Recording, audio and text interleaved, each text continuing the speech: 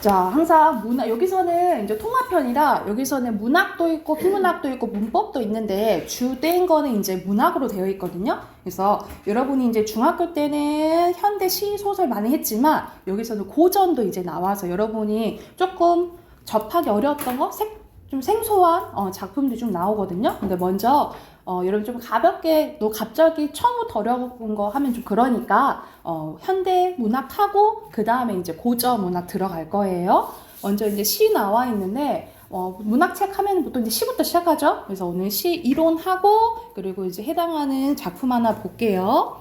자, 먼저 10페이지 보면은 시적 화자에 대해서 나와 있습니다. 자, 시적 화자의 정서와 태도인데 우리가 시를 봤을 때 항상 파악해야 되는 거 있는데 그 파악해야 되는 것들이 나열되어 있는 거예요.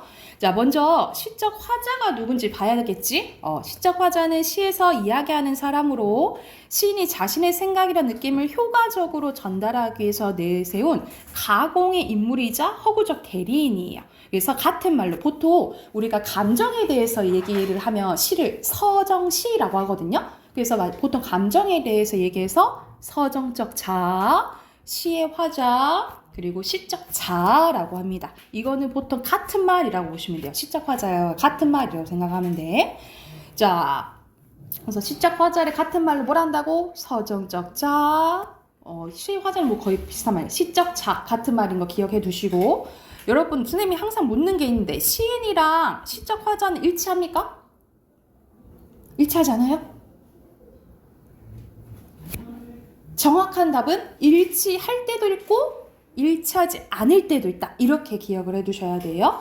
근데 거의 일치하지 않는 경우가 많거든요. 근데 정확한 답은 일치할 때도 있고 일치하지 않을 때도 있다라고 기억을 해두시면 될 것 같아요. 자, 그리고 시를 볼 때 뭘 또 파악해야 되냐? 시적 대상입니다. 시적 화자가 시 속에서 바라보는 구체적인 사물 또는 청자, 그리고 시의 소재나 제재가 되는 관념 및 사물, 그러니까 무엇에 대해서 이야기하고 있는지 그걸 봐야 되는 게 시적 대상이고요. 그리고 어떤 처지에 놓여져 있는지 그거는 시적 상황이에요. 시적 화자 혹은 시적 대상이 처해 있는 시간적, 공간적, 심리적, 역사적, 사회적 상황을 다 합쳐서 시적 상황이라고 보시면 되고, 그러니까 말 그대로 지금 화자가 뭐 하고 있는지 파악해라 이 말이야. 그리고 시적 화자의 태도는 시적 화자가 시적 대상이나 시적 상황에 대해서 취하는 심리적인 자세 또는 대응 방식을 얘기합니다. 그래서 말 그대로 이 상황에서 부정적으로 보고 있는지 말 그대로 긍정적으로 대하고 있는지 이걸 봐야 된다 이 말이야. 그래서 그 예시가 나와 있거든요. 예시 한번 봐볼게. 첫 번째 예찬적은 뭐냐면 찬을 찬양한다 라고 생각하면 돼. 그래서 너 너무 좋아, 너 너무 훌륭해 라고 얘기를 하면 예찬적 태도라고 생각하시면 돼요. 그래서 이 자연 친화적이랑 같이 나오긴 하거든요. 자연 친화적은 말 그대로 자연 좋아하는 거지. 근데 보통 나 자연 너 너무 좋아, 너 너무 훌륭해 라고 말하는 경우가 같이 나오거든요. 그래서 그럴 때는 예찬적, 자연 친화적 이렇게 보시면 돼요. 그리고 비판은 여러분 알죠? 너 잘못됐어 뭐라고 하는 게 비판. 명상, 우리 명상에 빠지다라는 소리 하잖아, 그치? 그래서 무엇인가 깊이 생각하면 명상적이라고 보시면 되고, 관조는 관이 여러분 볼관자예요. 그래서 무엇인가에 대해서 깊이 생각하면 관조적, 관조적이라고 생각하시면 되고, 뭐 여성적, 남성적, 뭐 이런 건 여러분 아니까. 의지적은 뭔가 해봐야 되는 거. 여러분 풍자는 뭐지? 그치. 웃음 유발해서 뭐 하는 거예요, 결국? 그렇지. 웃음 플러스 비판이 풍자죠. 체념은 포기하는 거, 설득적, 직설적, 말 그대로 직접적으로 얘기하는 거죠. 달관적은 말 그대로 무엇인가에 대해서 뭐 집착이나 그런 거 하지 않고 초월한 거. 괜찮아. 이런 게 이제 달관적이라고 생각하시면 될 것 같아요. 그래서 어떤 시적 대상이나 상황에 대해서 보이는 대응 방식, 자세를 태도라고 하고요. 그리고 감정은 정서예요. 시적 화자가 시적 대상이나 상황에 대해서 갖는 다양한 감정이나 기분, 생각을 얘기를 하고, 여기서 나오는 동경은 무엇인가 바라는 거, 비애는 슬픔이에요. 슬픔이라고 생각하시면 되고요. 그리고 시적 화자의 어조는 시적 화자가 시적 대상이나 청자에게 취하는 언어적인 태도, 말투라고 생각을 하시면 됩니다. 그래서 청자 유무에 따라서 예시 나와 있네. 혼잣말하면 독백체, 주고받으면 대화체예요. 근데 만약 주고받는 게 아니라 혼자 얘기를 해. 예를 들어서 채원아 너는 어떠니 하고 혼자 이렇게 말을 뭐 혼자 해요. 그러면 말을 건네는 말투라고 하거든요. 이거는 대화체랑은 달라요. 대화체랑은 달라. 누군가 일방적으로 말하면 말을 건네는 말투라고 봐요. 이렇게 구별을 해두시면 될 것 같아요. 자, 이번에는 시어의 특성 나와 있는데 그 전에 여러분 이거 물어봐야겠다. 시의 3요소가 뭐죠? 이건 이제 기본적으로 알고 있어야 되는데 시의 3요소, 시에서 있어야 되는 거. 도현이 끄덕였잖아. 뭐 있을까? 시에 있어야 되는 거. 시에 있어야 되는 거. 글. 글은 뭐 다 있어야 되죠. 있어야 되는 거. 시에서 보통 뭐가 느껴지죠? 음악성. 그걸 뭐라고 할까? 시어 음악성. 음악성. 그거를 두 글자로 운율, 그치. 운율이 있어야 되고 그리고 항상 전하는 중심 생각이 있어야 되잖아요. 그렇지. 주제. 하나 더. 우리가 시를 읽었을 때 떠올려지는 이미지를 뭐라 할까요?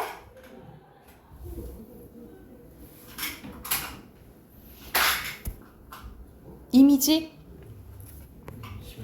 심상이에요. 그래서 시의 3요소는 운율, 주제, 심상이라고 보시면 되겠고요.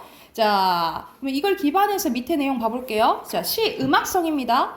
자, 보통 음악성이 느껴지려면 반복을 해줘야 돼요. 소리의 반복을 통해 형성되는 말의 가락이 뭐가 느껴진다? 운율이 느껴지는데 운율의 종류에는 크게 두 가지가 있어요. 외형률과 내재율이 있는데요. 자, 먼저 외형률은 일정한 규칙에 의해서 시의 표면에 겉으로 드러나는 운율이에요. 그래서 보통 옛날 시들, 고전 시가에서 많이 나타난다라고 보시면 되거든요. 그래서 무엇을 통해서 느껴지냐면 우리 글자 수가 반복돼서 느껴지는 운율을 뭐라 하죠? 글자 수가 반복돼서 느껴지는 운율을 이율. 수율. 그러면 다른 것도 할 수 있겠다, 지민. 위율은 일정한 위치에서 글자가 반복돼서 느껴지는 운율이에요. 마지막 하나 더.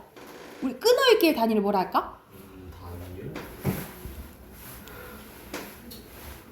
음화율. 우리 시조 이러면 어떠하며 저런들 어떠하리. 몇 번 끊어 읽어요? 2번. 4번. 그렇지. 이게 뭘까? 끊어 읽는 단위. 와디. 그래서 시조는 4 땡땡이라 하잖아요. 음절율. 음절은 글자 수 4 땡땡이라 하잖아요. 보예요. 음보율 세 가지 써놓으세요. 그래서 음수율, 음이율, 음보율을 통해서 보통 외형률이 느껴진다라고 보시면 되고, 그에 반해 내재율은 일정한 규칙 없이 시의 내면에서 은근하게 느껴지는 운율이에요. 그래서 무엇인가 반복될 때 느껴진다라고 생각하시면 될 것 같아요.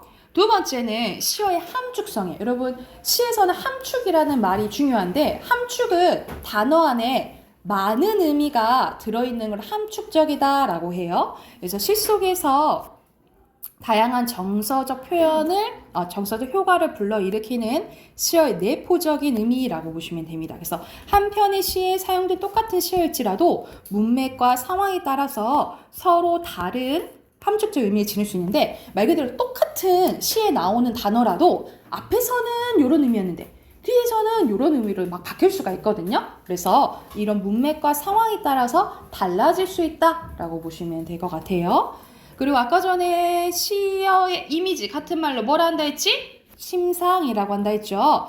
마음속에 떠오르는 감각적이고 구체적인 사물의 모습과 그와 관련된 추상적인 관념들을 언어적으로 표현한 것이라고 보시면 돼요. 그래서 말 그대로 우리가 시를 읽었을 때 어떤 상황인지 머릿속에 떠올려지잖아요. 그치? 그걸 심상, 같은 말로 이미지라고 하는데, 우리는 감각을 통해서 받아들여요. 그래서 오감각 뭐 있어요? 시각, 청각, 미각, 후각, 촉각 있고 플러스로 공감각적 심상을 알아두셔야 되겠죠? 공감각적 심상은 하나의 감각을 다른 감각으로 옮겨서 표현하는 거야.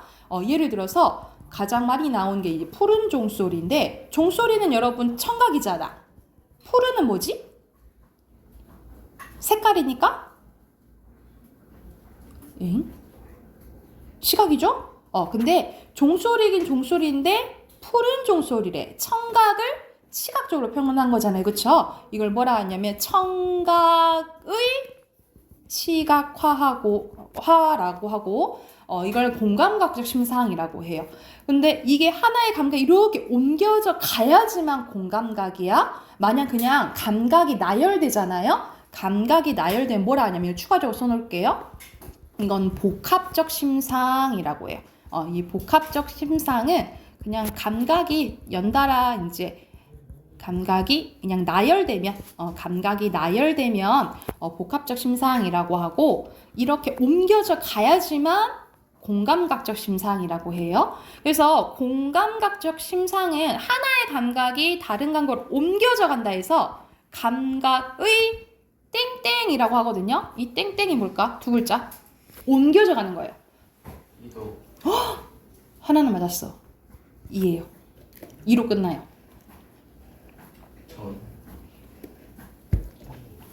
전이라고 해요. 감각의 전이.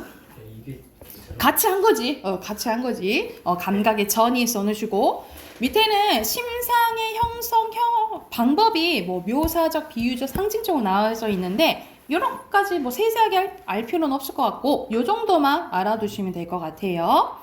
옆에 네 문제 있잖아요. 네 문제 풀고 옆으로 넘어갈게요. 먼저 네 문제 바로 풀어보세요.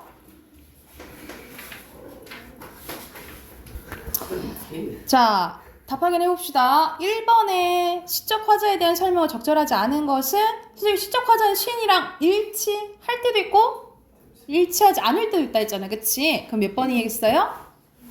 3번이죠. 그리고 2번의 시의 특징에 대한 설명을 적절하지 않은 것은 여기서는 직접적으로 나와있진 않지만 여러분 시는 함축적이라 했잖아. 그치? 그러면 의미가 담겨져 있는 거거든요. 그러면은 직설적으로 얘기하는 게 아니잖아. 그치? 근데 직접적으로 얘기하는 경우도 있지만 그렇지 않은 경우도 있어요. 그래서 주제를 직접적 아니야. 1번이고요. 그리고 3번에 심상 잘못된 거. 여러분 언뜻 보면 다 맞는 것 같은데? 라는 생각이 들지만 하나의 감각이 다른 감각으로 옮겨져 가는 건 따로따로 안 보고 공감각으로 봐요. 그래서 5번. 이게 공감각이지 청각이 아니야. 3번이고요. 그리고 4번은 여러분 해석부 금빛은 시각이죠. 근데 게으른 울음이네 청각이니까 2번이죠. 왜요? 이번을 못하야. 뒤에서 앞에. 그죠? 자, 11쪽으로 갈게요, 여러분. 자, 11쪽 보면은 시의 이제 표현 방법에 대해서 나와 있는데, 자, 우리 시의 표현 방법은 크게 세 가지로 나뉘어져요. 비유하기, 강조하기, 변화주기. 이렇게 묶어 세 가지로 기억해야 돼. 표현 방법은 어떻게 나뉘어진다고? 비유하기, 강조하기, 변화주기. 이렇게 이제 나뉘어지는데, 여러분 비유는 너무너무 우리 초딩 때부터 해왔잖아. 그치? 자, 내가 표현하고자 하는 대상을 다른 대상에 빗대는 걸 비유라고 하는데 여러분 내가 표현하고자 하는 대상을 무슨 관념이라 하죠? 헐. 내가 표현하고자 하는 대상을 무슨 관념이라 하죠? 원관념. 그렇지. 원관념이라고 하고 그러면 빗대는 대상은 승환 원관념이 있으면 무슨 관념이지? 둘이 아주 서로 잘 돕네. 보조관념이에요. 그래서 원관념을 보조관념에 빗대는 게 비유인데 자, 우리 직유, 은유, 의는 다 해왔잖아. 그치? 근데 추가적으로 알아야 되는 게 여기서 대유법 나와 있는데 제유랑 환유로 나뉘어지는데요. 근데 사실 예전에는 제유, 환유까지 알아놨어야 되는데 요즘에 이렇게 세세하게는 안 묻고 이를 그냥 합쳐서 대유법이라고 하거든요. 그래서 이제 대유법만 기억해 주시면 되는데 대유법은 뭐라고 생각하시면 되냐면 어떤 대상의 부분이나 속성을 가지고 전체를 나타내는 것을 대유법이라고 해요. 그래서 여러분 한라산 어딨지? 제주도. 백두산. 북한 쪽. 그러면은 한라에서 백두까지는 뭘 나타내는 거야? 거리. 네? 거리요? 한라에서 백두까지는 거리. 한라에서 백두까지는 한반도를 얘기를 하는 거예요. 그치? 근데 백두산이나 한라산이나 우리나라의 일부분이잖아. 그치? 이렇게 부분으로 전체를 나타내는 거 무슨 법이라 한다고요? 대유법이라고 해요. 또는 옛날 고전시가 보면 강산이 많이 나와. 광과 산을 말 그대로 그냥 강산으로 생각할 수도 있지만 보통 다 어떻게 해석하냐면 크게 자연으로 해석하거든요. 강과 산은 자연의 일부분이잖아. 그치? 이렇게 부분으로 전체 나타내는 거 무슨 법? 대유법이라고 하고요. 자, 추가적으로 우리 무생물을 생물처럼 표현하는 건 무슨 법이라 하지? 의인은 사람이 아닌 것을 사람처럼 표현한 거고, 더 큰 거, 무생물을 생물처럼 표현하는 거? 화류법이라고 해요. 화류는 무생물을 생물처럼 표현하는 거. 그러니까 말 그대로 혼자 움직일 수 없는 것을 혼자 움직이는 것처럼 표현한 걸 생각하시면 되고, 그러니까 의인법보다 개념이 더 큰 게 화류법이라고 생각하시면 돼요.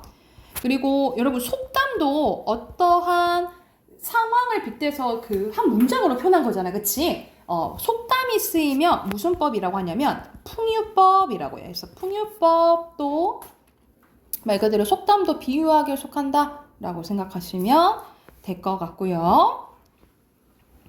자, 두 번째는 강조하기인데, 강조하기는 표현하고자 하는 내용을 강렬하게 드러내서 표현하는 방법이거든요. 여기에 속하는 표현 방법이 뭐냐면 첫 번째 과장법이에요. 과장법은 부풀리는 거지. 크게 부풀릴 수도 있고 새까맣게 줄일 수도 있는 게 과장법이고요. 그냥 똑같은 게 반복되면 반복법. 여러분 연쇄법은 뭐야? 이어지는 거거든요. 원숭이 엉덩이는 빨가면 사가는 말씀 이렇게 말 이어지는 거 있죠. 이게 연쇄법. 외우서 연쇄법. 그리고 영탄이에요. 영탄은 감탄사 생각하시면 돼요. 그래서 감탄사가 사용되거나 느낌표가 사용되거나 이러면 영탄법이라고 기억해 두시면 되고, 열거는 나열하는 거, 점층은 개념이 커지는 거예요. 점점. 그래서 우리나라, 아시아, 전 세계, 우주 이렇게 개념이 점점점 커지면 점층법이고, 반대로 여러분 점점 작아질 수도 있겠지. 점점 작아지면 점강법이라고 해요. 이거 써놓을게. 개념이 커지면 점층법, 개념이 작아지면 점강법이에요. 그리고 대조는 상반되는 거죠. 이런 거는 다 어디에 속한다? 강조하기에 속한다 라고 기억을 해두시면 될 것 같고, 자, 변화주기 봐볼게요. 변화주기는 다양한 변화를 주어 인상 깊게 표현하는 건데, 첫 번째 도치법이 나와 있는 도치법은 뭐죠? 어순이 바뀌는 거. 어순이 바뀌는 게 도치법. 인용은 바른말 갖고 오는 거죠. 어떤 갖고 오는 거. 서리는 일부러 의문문 형식으로 표현하는 게 서리법이고요. 여러분 기억해야 되는 게 대구법은 우리 비슷한 문장 구조가 반복되는 게 대구법이거든요. 근데 기억해야 돼. 그냥 반복은 강조하기야. 근데 대구법은 어디에 속해요? 변화주기에 속한다라고 기억해 두시면 돼요. 반복은 어디에 속해? 강조하기. 대구는? 도현아, 대구는? 왜? 지영 언니. 대구법은? 농담할 기분 아니야 지금. 대구법은 어디에 속해요? 그렇지. 변화주기에 속한다고. 집중해. 자, 그리고 도노법이에요. 호는 여러분 부를 호자라고 생각하시면 되거든요. 도현아! 예? 라고 부를 때 뭐뭐야 라고 부르면 도노법이라고 생각하시면 돼요. 뭐뭐야 라고 부르면 무슨 법이라고? 도노법. 생략법 말 그대로 아예 말을 명사로 끝나거나 아니면은 점점점 이런 거 있잖아요. 쓰거나 하면 생략법이거든요. 여러분 이 점점점을 뭐라고 부를까?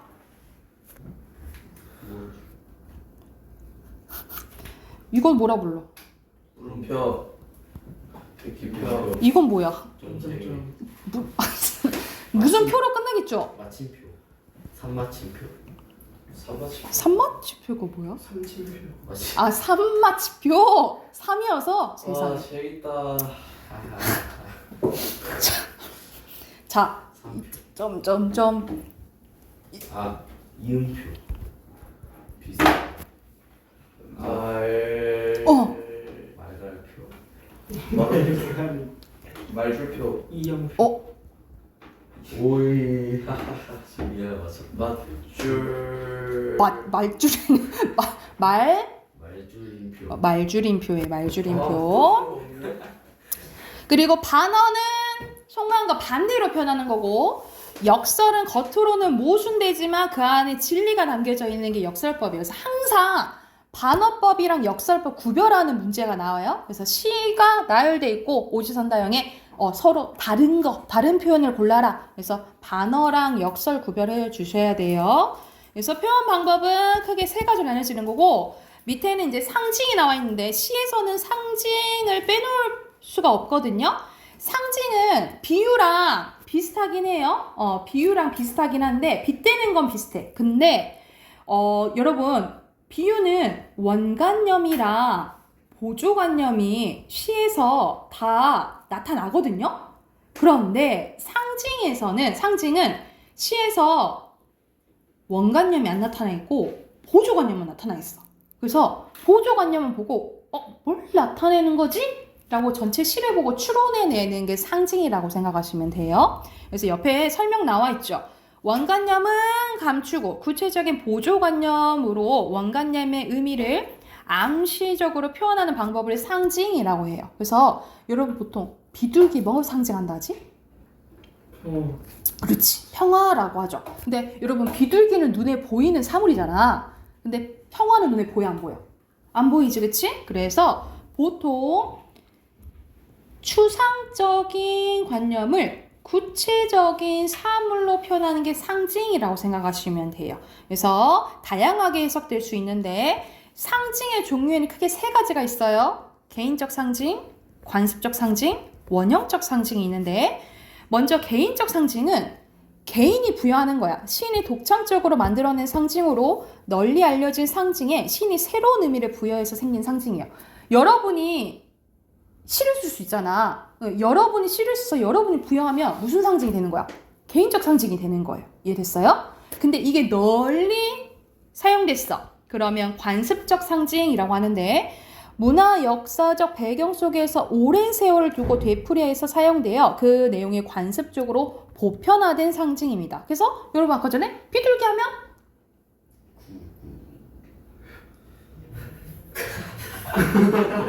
너 얘기하는 거야? 너 얘기하는 거야? 미스터 구. 그래서 비둘기 하면 평화 생각나는 것처럼 말 그대로 보편적으로 쓰이는 걸로 관습적 상징이라고 해요. 그래서 여러분, 예전부터 양반들이나 선비들이 소나무와 대나무를 좋아했잖아. 그래서 보통 소나무와 대나무가 의미하는 게 그렇지. 변하지 않은, 굽히지 않는 지조절개를 의미해요. 이런 게 관습적 상징이고, 이거보다 개념이 큰 게 원형적 상징이에요. 원형적 상징은 인간이라면 떠올릴 수 있는 이미지라고 생각하시면 돼요. 여러분, 물 하면은 어떤 게 떠올라요? 물, 방울. 물. 삼다수. 삼다수. 제주도. 물로 우리가 씻잖아. 그래서 정화, 깨끗한 순수 이런 걸 의미한다면, 도연아, 불 하면은 어떤 게 떠올라? 불. 캠프파이어. 화장. 화장. 그러면 더 크게 그러면 화장하면 아프다. 질렀는데 아프다. 죽음 뭐 이런 거. 죽음. 그래서 우리가 지옥을 떠올리면 막 불이 막 있고 막 하잖아. 이런 죽음이라든가 아니면 열정 뭐 이런 것들의 의미로 딱 떠올리잖아요. 그렇죠? 그래서 인간이라면 떠올릴 수 있는 이미지를 뭐라 한다? 원형적 상징이라 한다라고 보시면 돼요. 똑바로 앉아.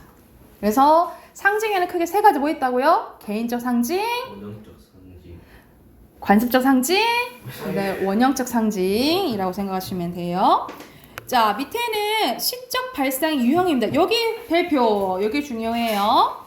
왜냐하면 이제 중등 과정보다 이제 고등 과정에서 많이 나오는 개념이라고 생각하시면 되거든요. 자, 먼저 감정이입의 대상이 나와 있는데 화자의 감정을 대상에 이입해서 마치 그 대상도 화자와 동일한 감정을 가진 것처럼 표현하는 것을 감정이입, 그리고 그 대상을 감정이입의 대상이라는데 대표적으로 그런 시가 있어요.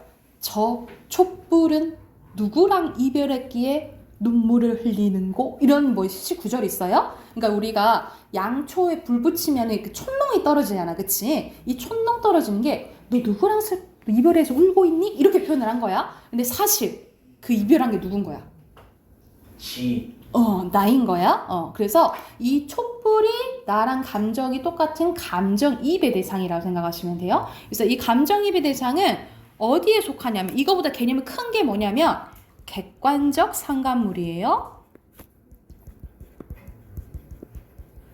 자, 객관적 상관물은 뭐냐면 세 가지 경우가 있는데 화자의 감정을 불러일으키거나 감정을 환기시키거나 아니면은 나와 상황이 아예 반대인 경우가 있어요. 예를 들어서 저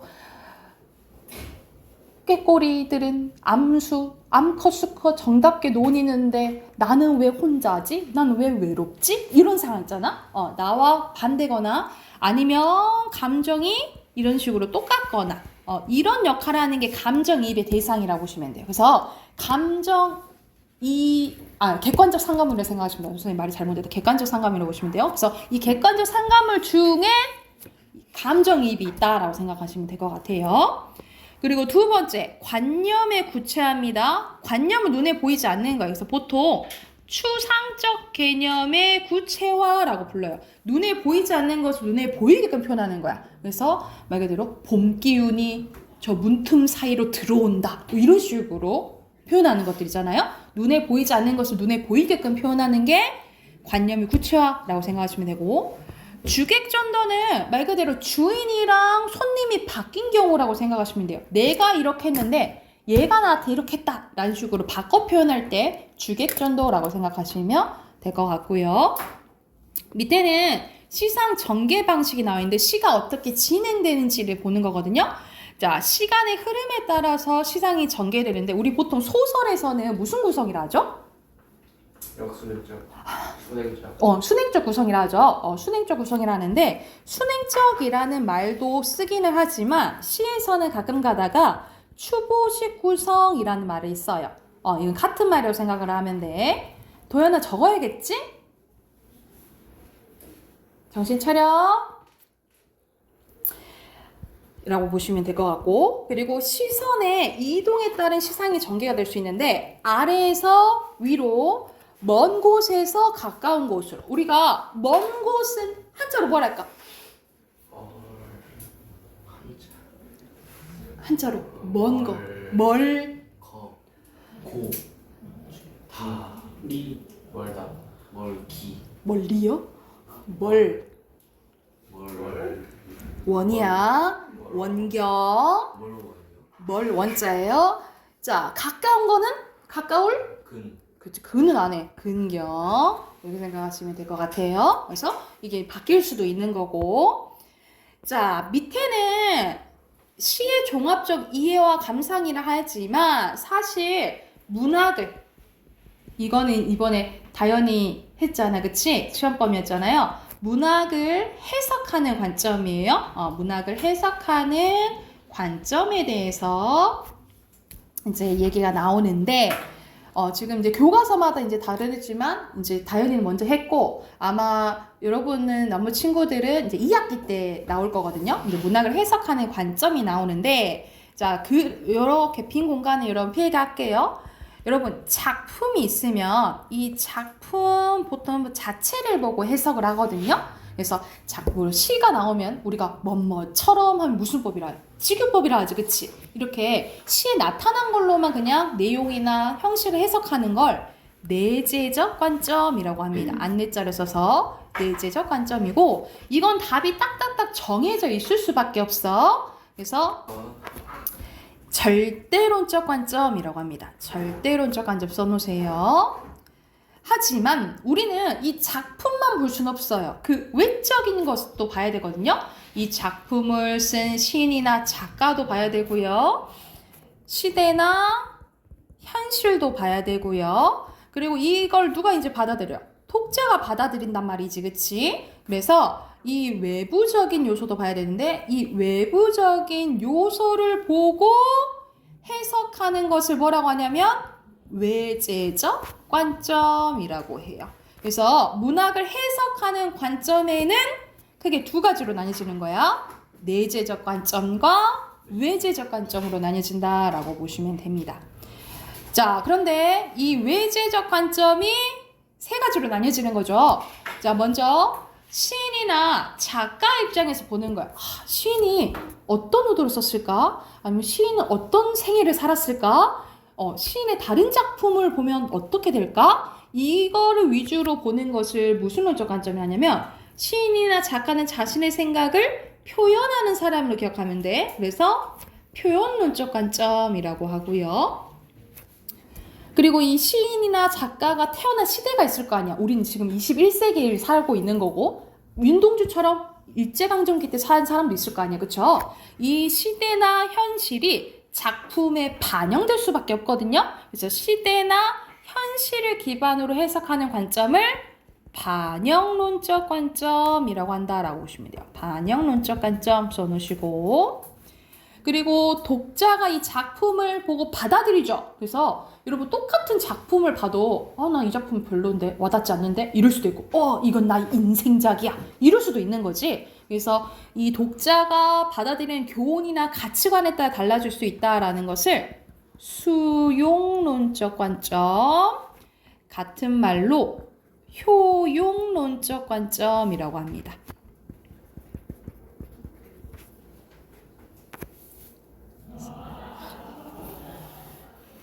썼나요? 그래서 이렇게 관점이 총 4개다라고 생각하시면 될 것 같아요. 그래서 밑에는 특히 이제 시에 대해서 이제 보는 거거든요. 내용 봐보면 내재적 접근 방법 같은 말로 절대론적 관점이라 했죠. 시를 작가, 독자, 시대와 분리된 독자적인 존재로 보고 작품 이야기한 모든 정보를 작품 내부에서만 찾는 거예요. 그래서 시를 화자나 청자, 시어, 운율, 이미지, 표현 기법 이것을 중심으로 파악하며 작품 속의 화자의 초점을 맞춰서 정서나 태도, 어조를 파악하는 게 내재적 관점이라고 한다면 외재적 접근 방법 봐볼게요. 먼저 표현론적 관점은 시와 작가와의 관련성을 중시하는 거예요. 그래서 작가의 창작 의도라든지 동기 또는 작가의 또 다른 작품과 관련지어서 시를 이해하고 파악합니다. 또는 작가의 내면 심리나 가치관, 성장 과정, 생활 환경, 영향 등에 받은 사상 등을 통해서 시를 파악하는 거예요. 그에 반해 반영론적 관점은 시와 현실 세계와의 관련성을 중시하는 관점입니다. 화자나 시 속의 인물이 처한 당시의 제도, 생활상에 관심을 두고요. 제도나 생활상, 시대상, 역사적 상황, 사회상 등 현실 세계의 모습이 시 속에 어떻게 반영되어 있는가를 중심으로 파악을 해요. 그리고 마지막 효용론적 관점은 같은 말로 수용론적 관점이라 했죠? 시와 독자와의 관련 양상을 중시하는 관점으로 시가 독자에게 미치는 교훈, 감동, 흥미 또는 미적 해감에 주목한다라고 생각하시면 될 것 같습니다. 그래서 이거를 이제 보면서 옆에 또 네 문제 있죠? 네 문제 또 바로 풀어볼게요.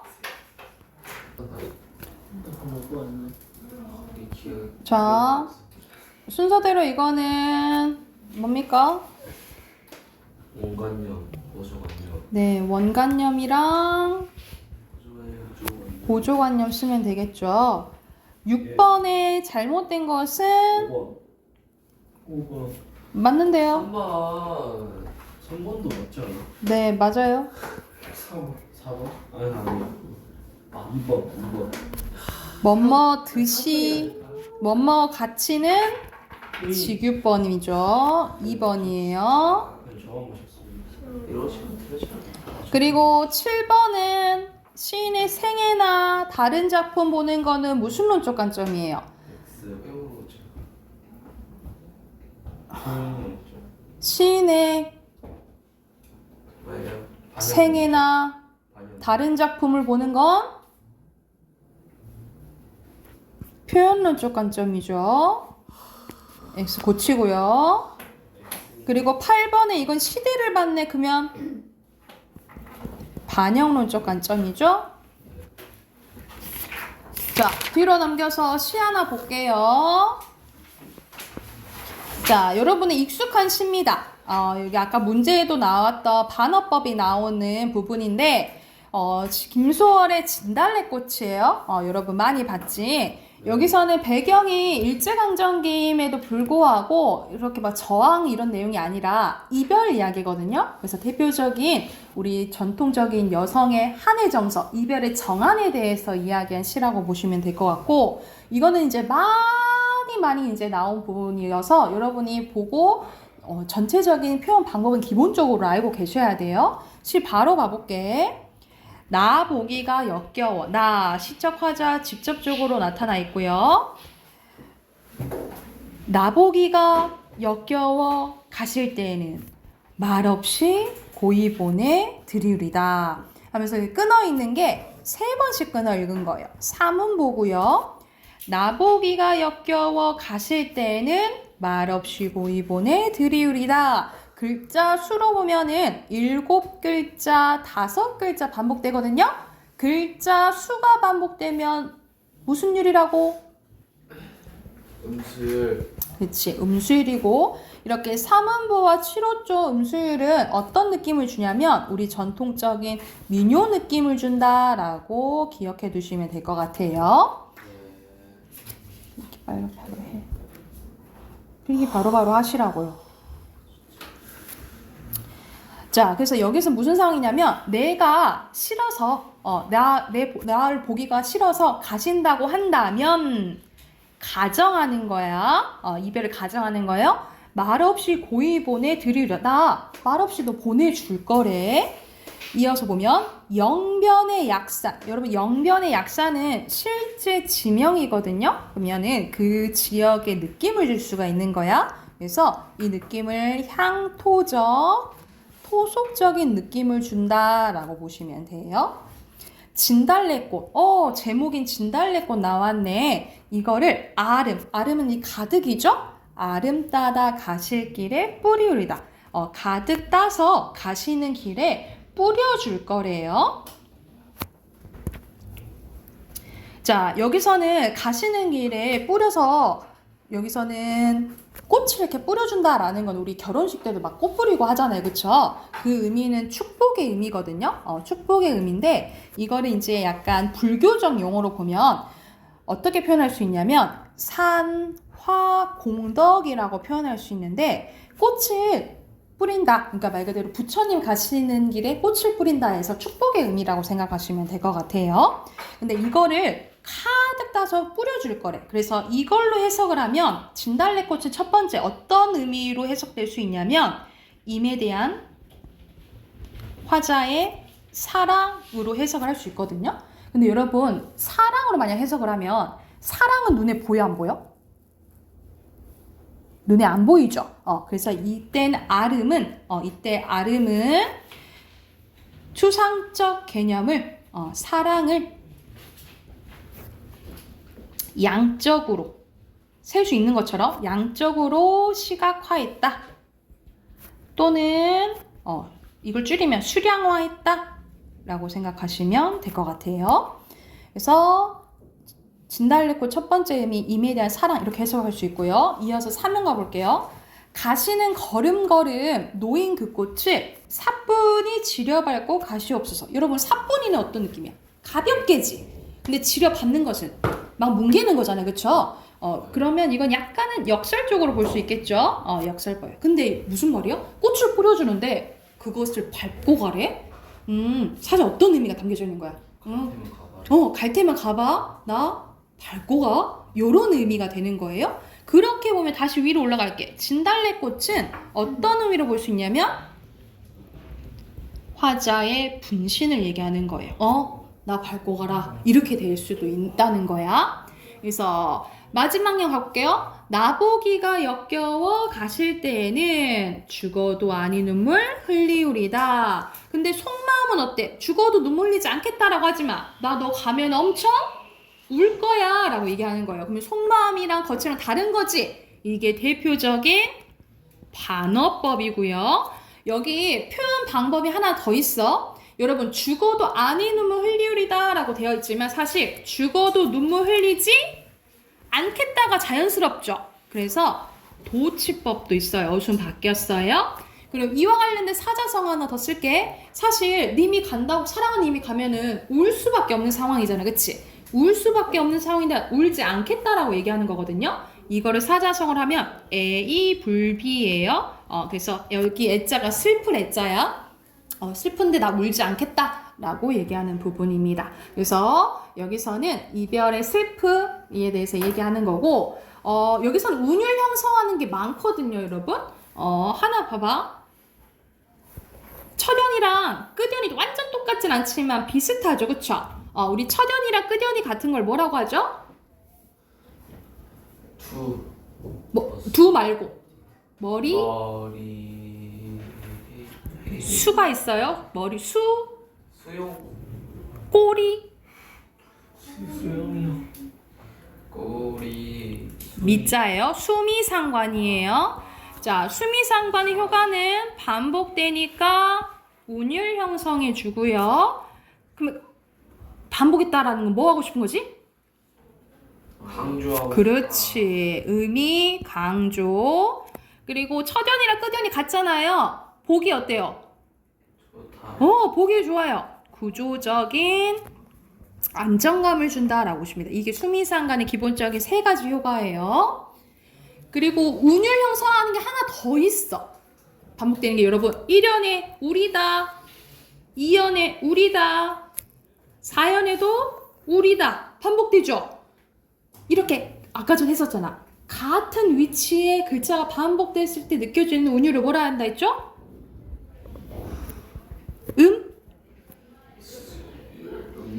음이율. 그렇지. 특히 끝글자가 같은 거, 이게 끝글자가 같은 거잖아. 끝글자 같은 걸 가군이라고 해요. 그래서 이 가군을 통해서 음이율이 드러난다라고 보면 돼. 그러면 정리된 건 봐볼게요. 자, 갈래는 자유시 서정시고요. 주제는 이별의 정황과 승화. 자, 특징 7호조 사문보 민요적 율격이고요. 민족의 정서인 한의 정서를 표현했고 반어적 표현으로 애이불비 말했죠? 애이불비의 태도를 보였다라고 보시면 돼요. 자, 총 4연으로 되어 있는데 순서대로 체념, 축복, 승화, 초극이고요. 진달래꽃의 의미는 4가지 나와 있지만 1, 2번만 보셔도 돼요. 시적 화자의 분신, 임에 대한 화자의 사랑과 정성을 의미합니다. 그리고 반복되는 게 많다 했죠. 7호조 사문보 우리다 가군이라 했어요. 그리고 무슨 율?